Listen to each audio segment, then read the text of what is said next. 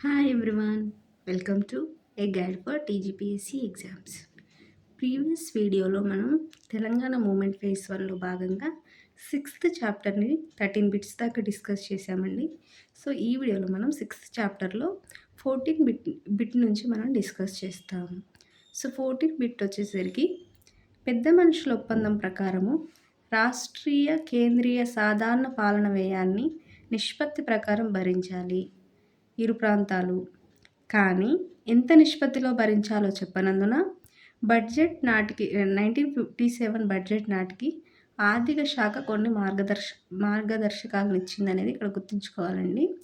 అంటే ఏంటంటే మనకి పెద్ద మనుషుల ఒప్పందంలో మనకి రాష్ట్రీయ కేంద్రీయ సాధారణ పాలన ఖర్చు అనేది నిష్పత్తి ప్రకారం భరించాలని అది చెప్పారండి. ఏది మన పెద్ద మనుషుల ఒప్పందంలోని 14 అంశాల్లో రాష్ట్రీయ కేంద్రీయ సాధారణ పాలన వ్యయము నిష్పత్తి ప్రకారం జనాభా నిష్పత్తి ప్రకారం భరించాలని చెప్పినారు గానీ, ఆ జనాభా నిష్పత్తి ప్రకారం భరించాలని చెప్పినారు. కానీ ఏ ప్రాంతం ఎంత నిష్పత్తితో భరించాలనేది పర్టిక్యులర్‌గా ఇంతే అని చెప్పి మాత్రం చెప్పలేదు. జనాభా నిష్పత్తి ప్రకారం భరించాలన్నారు కానీ, ఏ ప్రాంతానికి ఎంత అనేది చెప్పలేదు. సో, చెప్పకపోవడం వల్ల పెద్ద మనుషుల ఒప్పందంలో మనకు 1957లో అంటే 56లో ఆంధ్రప్రదేశ్ ఏర్పడిన నెక్స్ట్ ఇయర్ 1957లో బడ్జెట్ ప్రిపేర్ చేస్తారు కదండీ. సో 1957 మనకి బడ్జెట్ ప్రిపేర్ చేసే నాటికి ఆర్థిక శాఖ కొన్ని మార్గదర్శకాలను ఇచ్చింది. అంటే ఎంత ఎంత ఫిక్స్‌డ్‌గా ఇంత భరించాలి తెలంగాణ ప్రాంతము లేదా ఆంధ్ర ప్రాంతం ఇంత భరించాలని లేదు కాబట్టి పెద్ద మనుషుల ఒప్పందంలో మనకి 1957 బడ్జెట్ నాటికి ఆర్థిక శాఖ కొన్ని మార్గదర్శకాలను ఇచ్చిందనేది గుర్తుంచుకోవాలి. ఏంటి ఆ మార్గదర్శకాలు అనేది మనం నెక్స్ట్ బిట్‌లో చూద్దాం. సో నెక్స్ట్ బిట్ వచ్చేసరికి పై మార్గదర్శకాల ప్రకారము సో ఈ మార్గదర్శకాల ప్రకారము మనకి మార్గదర్శకాలు ఎలా ఉన్నాయంటే 2:1 నిష్పత్తిలో భరించాలి. ఏ ఖర్చులకు 2:1 నిష్పత్తిని భరించాలి అనంటే గవర్నర్ కార్యాలయాల ఖర్చు ఏదైతే ఉందో గవర్నర్ కార్యాలయం అనేది ఉమ్మడి గవర్నర్ కదా అండి. సచివాలయం కూడా ఉమ్మడియే. మనకి 2 ప్రాంతాలకు సంబంధించింది కదండీ. సో, గవర్నర్ కార్యాలయానికి సంబంధించిన ఖర్చయినా, సచివాలయానికి సంబంధించిన ఖర్చయినా, అసెంబ్లీకి సంబంధించిన ఖర్చయినా, పబ్లిక్ సర్వీస్ కమిషన్‌కి సంబంధించిన ఖర్చయినా, హైకోర్ట్‌కి సంబంధించిన ఖర్చయినా, హెచ్ఓడి ఆఫీసెస్‌కి హెడ్ ఆఫ్ ద డిపార్ట్మెంట్ ఆఫీసెస్‌కి సంబంధించిన ఖర్చయినా, రెవెన్యూ బోర్డుకు సంబంధించిన ఖర్చయినా, ప్రభుత్వ కేంద్రీయ ప్రెస్‌కి సంబంధించిన ఖర్చయినా, స్టేషనరీ విభాగానికి సంబంధించిన ఖర్చయినా, వసతి గృహాలపై చేయబడే ఖర్చయినా మనకి 2:1 నిష్పత్తిలో మనకి భరించాలి అని చెప్పి ఈ ఆర్థిక శాఖ 1957 బడ్జెట్ నాటికి మార్గదర్శకాలు రిలీజ్ చేసిందండి. సో, ఇప్పుడు నేను చెప్పిన ఇవన్నీ ఖర్చులన్నీ ఏంటి అంటే ఉమ్మడి ఖర్చులు. ఈ ప్రాంతానికి సంబంధించిందనే ఉండదు. 2 ప్రాంతాలకు సంబంధించినయి గదండీ. ఇప్పుడు గవర్నర్ కార్యాలయం అంటే గవర్నర్ ఒక్కరే ఉంటారు. తెలంగాణ ప్రాంతానికి ఒకరు, ఆంధ్ర ప్రాంతానికి ఒకరు ఉండరు గదండీ. సచివాలయం గూడా తెలంగాణ ప్రాంతానికి ఒకటి, ఆంధ్ర ప్రాంతానికి ఒకటి ఉండదు గదా!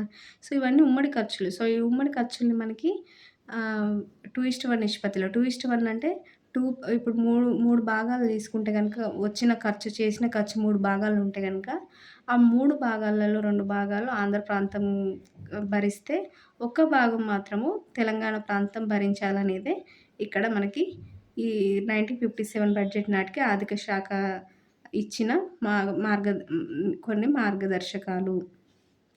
ఒక మార్గదర్శకం అండి ఇది. 2:1 నిష్పత్తి ప్రకారం భరించాలి సాధారణ పరిపాలన ఖర్చు అనేది. నెక్స్ట్ ఇంకేంటి ఇచ్చింది అనంటే 1956 అక్టోబర్ 31 నాటికి అంటే మనకి 1956 అంటే ఆ ఇయర్‌లోనే మనకి ఆంధ్రప్రదేశ్ ఏర్పడింది గదండీ.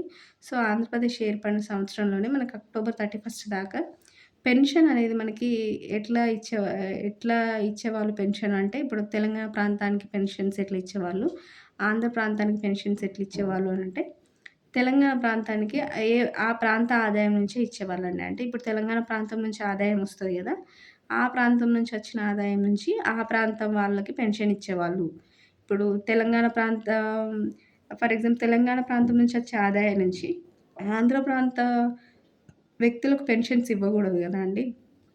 సో, అందుకని 1956 అక్టోబర్ 31 నాటికి ఏ ప్రాంతం నుంచి వచ్చే ఏ ప్రాంతానికి ఆదాయం వస్తదో, ఆ ఆదాయం నుంచి ఆ ప్రాంత వ్యక్తులకు పెన్షన్ ఇచ్చేవాళ్ళు. ఫర్ ఎగ్జాంపుల్ తెలంగాణ ప్రాంత ఆదాయం నుంచి వచ్చిన ఆదాయం తెలంగాణ ప్రాంతం నుంచి వచ్చిన ఆదాయం నుంచి తెలంగాణ ప్రాంత ప్రజలకు పెన్షన్స్ ఇచ్చేవాళ్ళు. అదేవిధంగా ఆంధ్ర ప్రాంతం నుంచి వచ్చిన ఆదాయం నుంచి ఆంధ్ర ప్రాంత ప్రజలకి పెన్షన్స్ ఇచ్చేవాళ్ళు. ఎప్పటిదాకా? 1956 అక్టోబర్ 31 నాటికి. 1956 అక్టోబర్ 31 నాటికి. కానీ మనకిక్కడ మార్గదర్శకాలు ఎప్పుడిచ్చింది? 1957 బడ్జెట్ నాటికి కాబట్టి ఆ నెక్స్ట్ ఇయర్‌లో గదా మనం మాట్లాడేది. సో, ఇప్పుడేం జేశారు? మరి ఇప్పుడు ఏం మార్గదర్శకాలు రిలీజ్ చేశారంటే, ఆంధ్రప్రదేశ్ ఏర్పడిన తర్వాత 2:1 నిష్పత్తిలో భరించాలి పెన్షన్స్‌ని గూడా. అంటే 3 భాగాలుగా డివైడ్ జేసి 2 భాగాలు ఆంధ్ర ప్రాంతం వాళ్ళకి భరిస్తే, ఒక భాగము తెలంగాణ ప్రాంతం వాళ్ళు భరించాలని దీన్ని గూడా 2:1గా డివైడ్ జేశారు. సో, అంతకుముందు ఎట్లుంది అనంటే, ఏ ప్రాంతం నుంచి వచ్చిన ఆదాయం నుంచి ఆ ప్రాంత ప్రజలకు పెన్షన్స్ ఇచ్చేవాళ్ళనేది గుర్తుంచుకోవాలి. నెక్స్ట్ పెన్షన్స్ తర్వాత అప్పులపై వడ్డీ. ఇప్పుడు అప్పులపై వడ్డీ మరి ఎలా డివైడ్ చేశారు అంటే, మనకి 1956 నవంబర్ 1 నాటికి, అంటే ఆంధ్రప్రదేశ్ ఏర్పడే నాటికి అప్పులపై వడ్డీ ఎట్లా అంటే, ఏ ప్రాంతం ఆదాయం నుంచి ఆ ప్రాంతం యొక్క అప్పుల మీద వడ్డీ కట్టేవాళ్ళు. అంటే ఇప్పుడు తెలంగాణ ప్రాంత ఆదాయం నుంచే తెలంగాణ ప్రాంతం కోసం తెచ్చిన అప్పులుంటాయి గదండీ!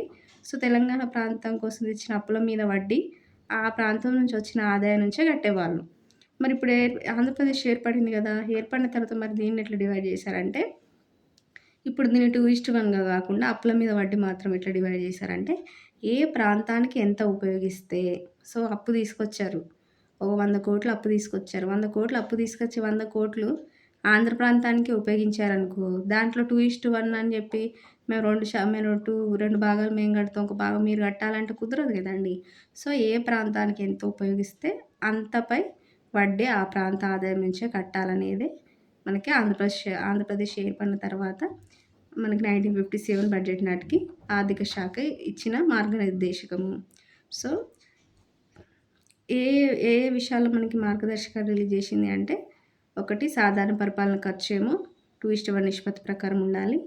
నెక్స్ట్ మనకి పెన్షన్స్ ఏమో అప్పటిదాకా మనకి ఏ ప్రాంత ఆదాయం నుంచి ఆ ప్రాంతానికి పెన్షన్స్ ఇచ్చే దాన్ని కాస్త 2:1గా మార్చారు.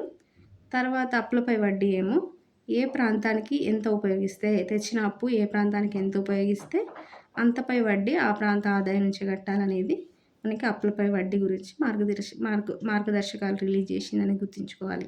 మరి ఇది ఎప్పటిదాకా అమలుంది అంటే, 1957లో మనకి ఇది రిలీజ్ చేస్తే 1958 నుంచి 59 దాకా ఇది అమల్లో ఉందండి.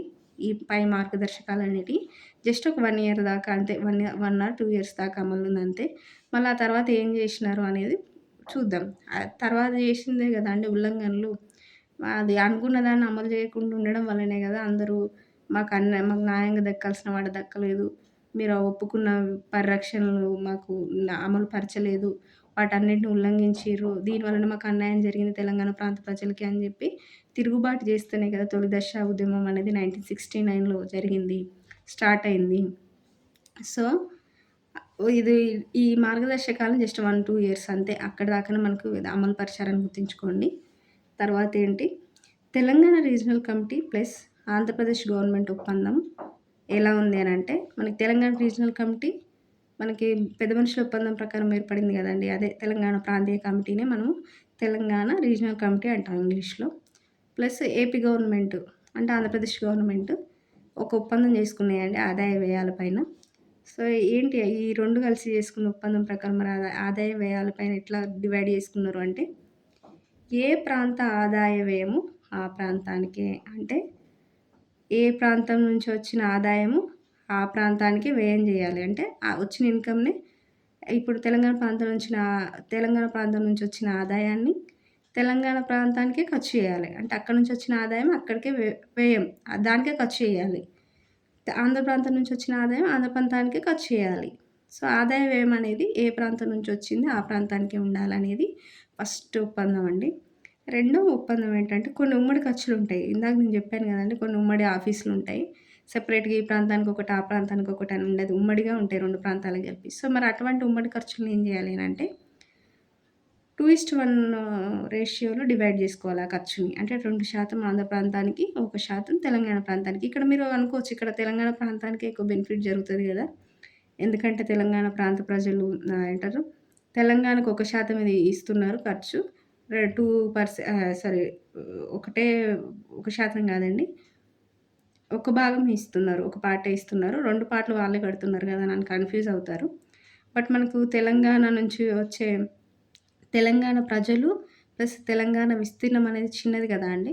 వాళ్ళతో పోల్చుకుంటే. అంటే ఆంధ్ర ప్రాంతం, రాయలసీమ ప్రాంతం 2 కలిపితే మనకు అది 2 కలిపిన ప్రాంతాలతో పోలిస్తే తెలంగాణ ప్రాంతము చిన్నదే.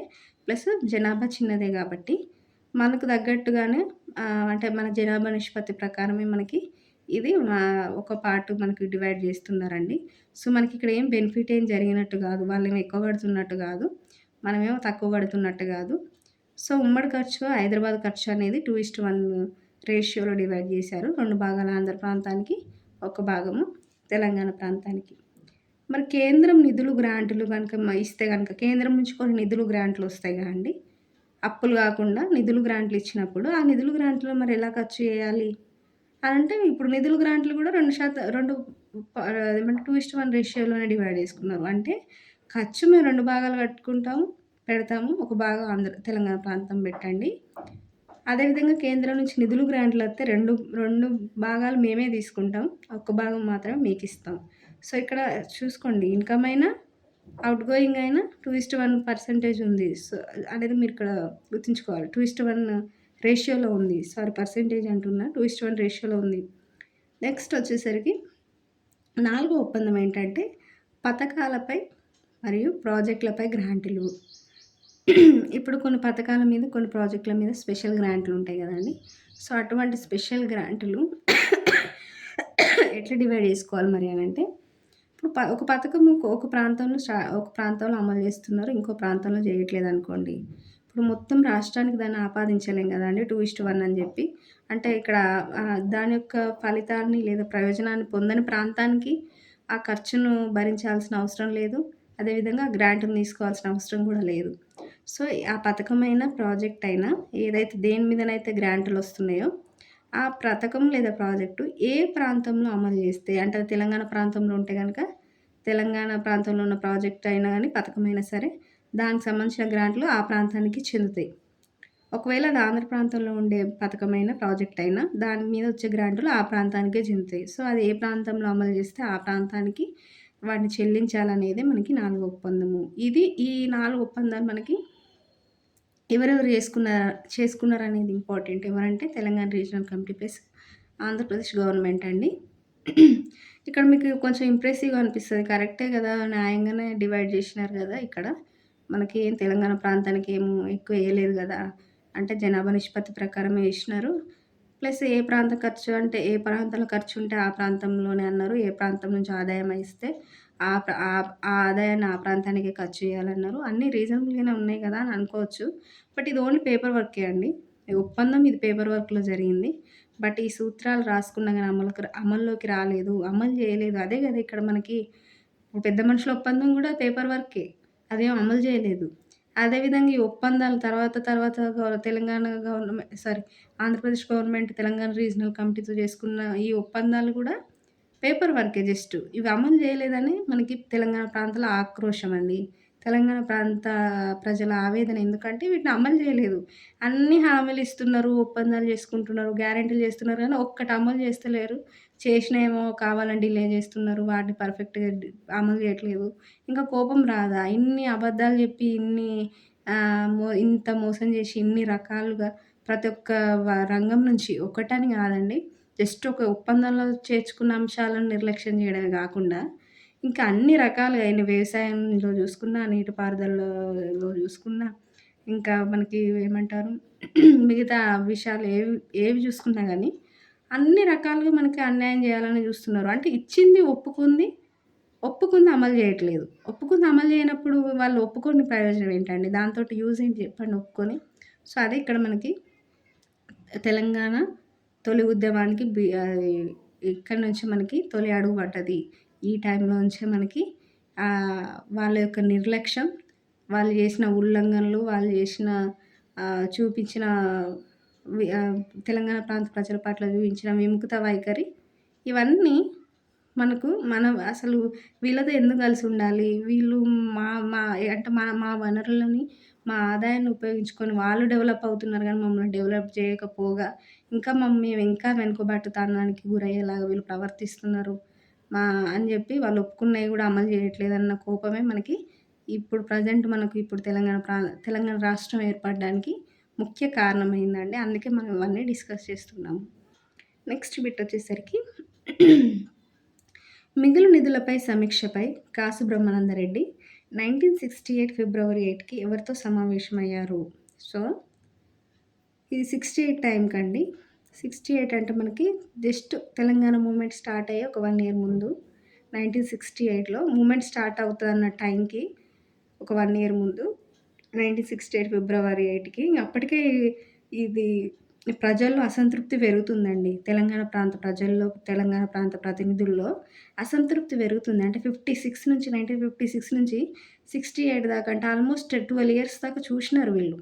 అంటే వీళ్ళు ఒప్పుకున్న దాన్ని వీళ్ళు అమలు చేస్తున్నారా లేదా? చేసిన వాటిని ఎట్లా చేస్తున్నారు? ఎంత నిర్లక్ష్యం చేస్తున్నారనేది క్లియర్ కట్‌గా అర్థమవుతది గదండీ. 12 ఇయర్స్ స్పాన్ అంటే చిన్నది గాదు గదా! సో, ఈ అసంతృప్తి పెరుగుతుంది. వీళ్ళని చల్లబరచాలన్న విషయం అప్పుడు మనకి అప్పుడున్న ముఖ్యమంత్రి కాసు బ్రహ్మానందరెడ్డికి అర్థమైందండి.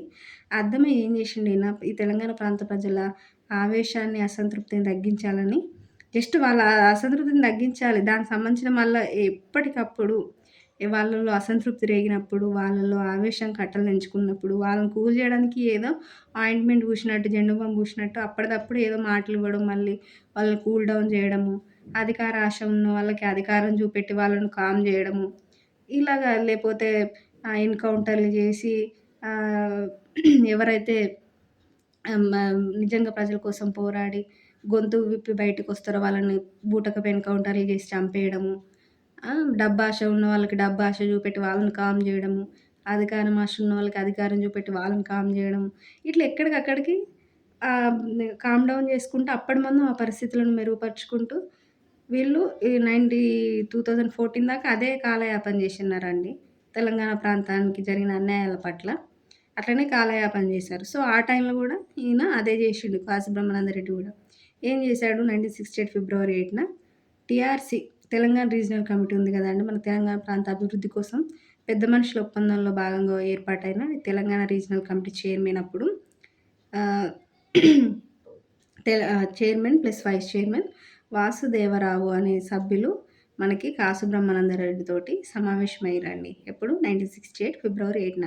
దేనికోసం సమావేశమయ్యిండు మరి ఈయన ముఖ్యమంత్రి Telangana regional committee chairman, vice chairman Vasudevarao సభ్యులతో ఎందుకు ఈయన సమావేశమయ్యిండు అనంటే ఏం లేదండి. మిగులు నిధులు ఏవైతే ఉన్నాయో, ఈ మిగులు నిధుల మీద మనకు తెలంగాణ ప్రజల్లో అసంతృప్తి ఉంది. అంటే మిగులు నిధులు మా తెలంగాణ అప్పటికే మనకు ఆంధ్ర ప్రాంతంతో మనము కలిసేటప్పటికి తెలంగాణ ప్రాంతంలో మిగులు నిధులు ఉండేవి అనేది మనం ఆల్రెడీ ప్రీవియస్ వీడియోస్‌లో, ప్రీవియస్ చాప్టర్స్‌లో డిస్కస్ చేసుకున్నాం.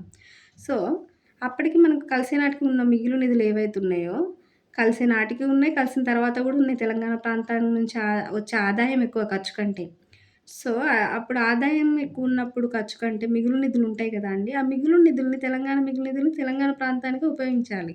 కానీ వీళ్ళు అట్లా ఉపయోగించకుండా వీటిని డైవర్ట్ జేశారు. సో, అట్లా డైవర్ట్ జేయడం వల్ల తెలంగాణ ప్రాంతం ఇంకా వెనుకబడిపోయింది.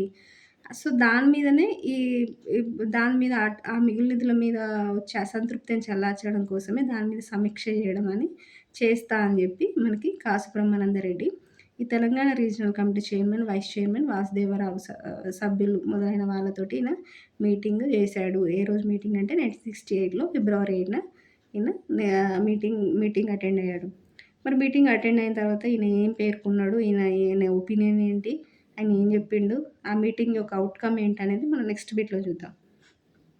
పై సమావేశం ప్రకారం ఫైనాన్స్ సెక్రటరీ ఈ సమావేశం అయిన తర్వాత ఫైనాన్స్ సెక్రటరీ 1968 జూన్ 17న అంటే అదే ఇయర్ మనకి జూన్ 17న టీఆర్‌సీకి అంటే టీఆర్‌సీ అంటే ఇక్కడ మనకు కన్‌ఫ్యూజ్ అవ్వద్దండి. షార్ట్‌కట్ టీఆర్‌సీ అంటే ఏంటంటే తెలంగాణ రీజనల్ కమిటీ. దాన్ని తెలంగాణ ప్రాంతీయ కమిటీ అంటాం గదండీ! సో, తెలంగాణ రీజనల్ కమిటీకి రాసిన ఉత్తరంలో ఏం పేర్కొన్నారంటే, సో, మీటింగ్ అయిపోయింది. మరి మీటింగ్‌కి ఔట్‌కమ్ ఉండాలి గదండీ! ఇప్పుడు టీఆర్‌సీ సభ్యులతోటి ఈయన ముఖ్యమంత్రి మీటింగ్ పెట్టిన తర్వాత మరి వాళ్ళ యొక్క అభ్యంతరాలను స్వీకరించిన తర్వాత దానికి సమాధానం జెప్పాలి గదా!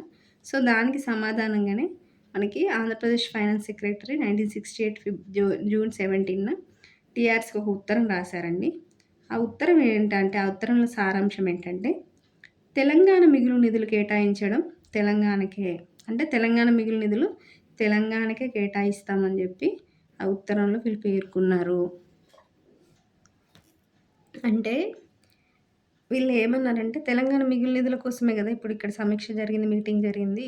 సో, తెలంగాణ మిగులు నిధులు ఏవైతే ఉన్నాయో అంటే తెలంగాణ ఆదాయం నుంచి తెలంగాణ ఖర్చులు పోగా మిగిలిన నిధులు ఏవైతే ఉన్నాయో దాన్ని తెలంగాణ ప్రాంతానికే కేటాయిస్తాం. అంటే అప్పుడు జ్ఞానోదయం అయిందనమాట వీళ్ళకి. మీటింగ్ జరిగేదాకా వీళ్ళకు జ్ఞానోదయం కాలేదు. పోనీ జ్ఞానోదయం అయినందుకు మరి నిజంగానే వీళ్ళు ఇచ్చిన మాట నెరవేర్చారా అంటే లేదండి. చెప్పాను కదా! ఎప్పటికప్పుడు జస్ట్ మాటలివ్వడం, ఒప్పందాలు చేసుకోవడం, గ్యారంటీలు ఇవ్వడం, మేము ఇది చేస్తామనడం, అది చేస్తామనడం, మీకే ఇస్తాము, మాకేం వద్దనడం. ఇదే కంటిన్యూ చేశారు తప్ప ఎప్పుడు వాళ్ళన్న మాటలు, వాళ్ళు చెప్పిన ఇవి వాళ్ళు అమలు చేయలేదు. సో, తెలంగాణ మిగులు నిధులకి తెలంగాణకి కేటాయిస్తామని మళ్ళీ చెప్పినారు. సేమ్ రిపీట్ చేసినారనేది ఇక్కడ గుర్తుంచుకోవాలి. దీంతో పాటు ఇంకా అనేక హామీలు ఇచ్చారండి. మనం వాటిని నెక్స్ట్ వీడియోలో ఈ చాప్టర్‌లోని నెక్స్ట్ బిట్స్‌ని డిస్కస్ చేద్దామండి. ఇక్కడికి వీడియో క్లోజ్ చేద్దాం. Thank you.